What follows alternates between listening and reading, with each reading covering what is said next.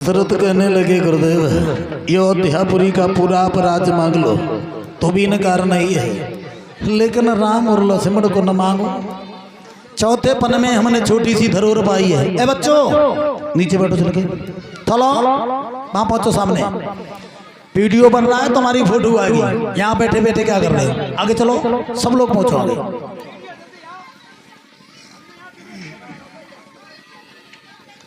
इधर बोले धन धाम राजपाट सब कुछ मांग लो, कोई इनकार नहीं है, लेकिन राम और लक्ष्मण को न मांगो। विश्वामित्र कहने लगे दशरथ हमें तो सर्व वही चाहिए। गुरु होने के नाते बहुत मना किया, लेकिन नहीं माने तो राम और लक्ष्मण को भेज दिया। चले हैं राम लक्ष्मण दोनों भाई विश्वामित्र जी के साथ में एक ऐसे जंगल में पहुंचे। जंगल में जब पहुंचे हैं तो क्या देखा है रास्ते में? एक ताड़का नाम की राक्षसी मुंह फाड़ के दौड़ी और ये योगेश की माता जी की तरफ से भगवान के चरणों में 21 मुद्राओं का दान होता है। बाकी बिहारी भंडार बने सकल मरोस रहे। इधर एक बार ध्यान दें, ये जो वीडियो बन रहा है आप सब लोगों का, सभी भाई बंधु माता बहनों का। पहले मेरे नाम सा एक चैनल था, चलता था, उसकी मैं फोन चेंज कर दिया, आरडी भूल गया, वो बंद चल रहा है, उसमें एक वीडियो नहीं पढ़ पा रहे हैं। अभी ये नया एक चैनल बनाया है, मोनिका स्टूडियो कन्नौज, मोनिका स्टूडियो कन्नौज। आप लोग बोलेंगे इस पे आप लोग माता बहनें नाच रही हैं, बैठी हैं, देखेंगी। मोनिका स्टूडियो कन्नौज पर ब्रजेश शास्त्री आत्मापुर वालों की आवाज में आप लोग बड़ा प्रेम करते हैं सभी।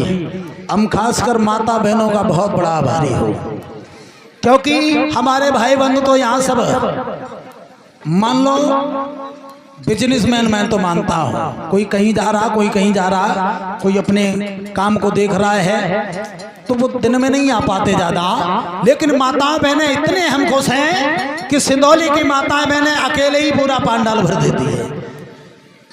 बोलिए भक्त वत्सल भगवान की। और सबसे बड़ी बात वो है, बड़े ध्यान से कथा को श्रवण करती है, तो हमें बहुत अच्छा लगता है। मैं अपने आप को भूल जाता हूँ कि कितना समय हो गया बोलते बोलते। जब श्रोता अच्छे होते हैं तो वक्ता का मन लगता है।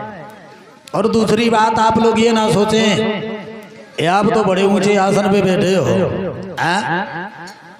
तो हम काय पे बैठे हैं परीक्षित जी? चौकी पे हम बैठे हैं, चौकी पे।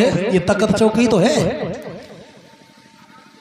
हम तो आप लोगों के चौकीदार हैं। और आप सब लोग क्या हो? देवी देवता। क्या आप कहाँ बैठे हो? आप सब लोग जमींदार हो। आप सब देवी देवता जमींदार हो। कहाँ बैठे हो? जमीन पे। तो आप जमींदार हो भैया, हम तो चौकीदार हैं, तुम ही कर रहे। दूसरी बात, अगर ऊंचे की बात आए गई तो देखा होगा मंदिर आप लोगों ने, सबसे ऊंचे चोटी को बोलते हैं। बैठो तो सवेरे सवेरे आके काऊ काऊ कौआ, तो हमें तुम कौआ समझ लो। जो टाइम बहुत 2 बजे हो, सोई घड़ी देख के चल दे, चलो बोले चिल्लाए रे 5 बजे तक। और सबसे नीचे कौन बैठा जमीन पे? देवी देवता, शंकर जी, गणेश जी, हनुमान जी, राधा कृष्ण, सीताराम, सब जमीन ही बैठत हैं। तो आप तो सब देवी देवता हैं, सब जमींदार हैं। बोलिए भक्त वत्सल भगवान की। आओ देखते हैं, ताड़का बड़ी है।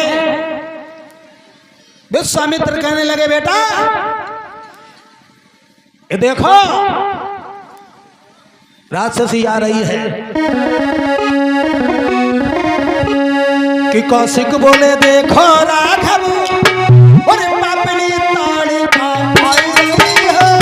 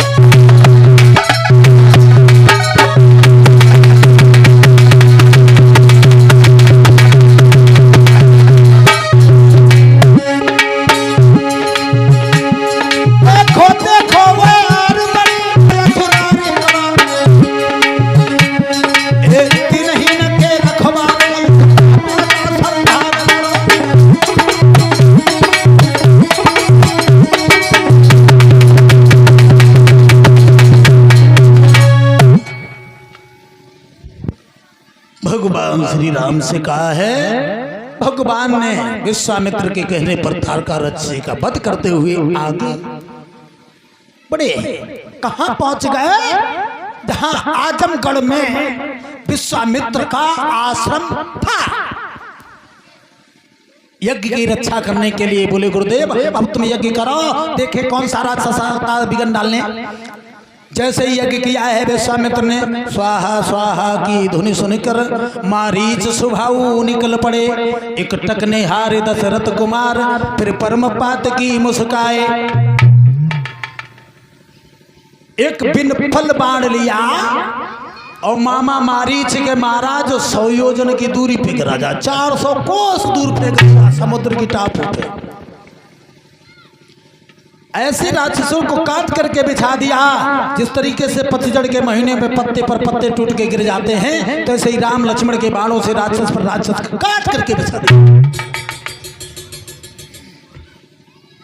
इधर वहां रह रहे हैं, तब तक क्या हुआ, आओ इस कथा को यहीं पर विराम देते, आगे देखते सीता मैया इस भूतल पर कैसे आई।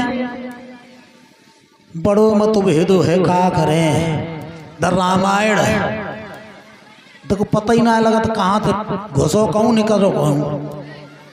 सीता जी की भी उत्पत्ति में बहुत अटपेटे सवाल है। ये सीता जी सप्त ऋषियों की खून की बनी हुई थी।